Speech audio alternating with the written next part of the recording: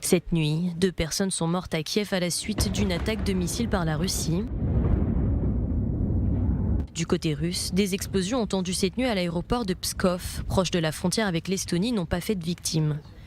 En Russie, les attaques de drones sont quasi quotidiennes depuis le lancement de la contre-offensive ukrainienne en juin dernier.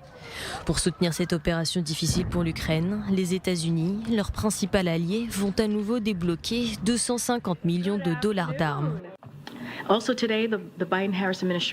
Ce programme comprend du matériel de déminage supplémentaire, des missiles pour la défense aérienne, des munitions pour l'artillerie et les systèmes HIMARS, ainsi que plus de 3 millions de cartouches pour les armes légères.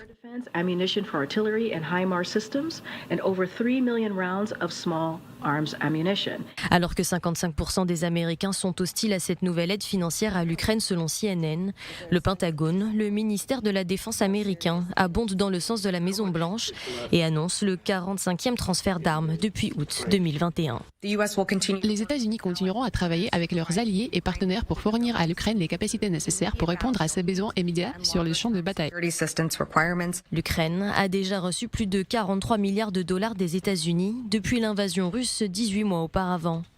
En raison de l'intensité des combats, une grande partie des munitions et de l'armement a déjà été utilisée.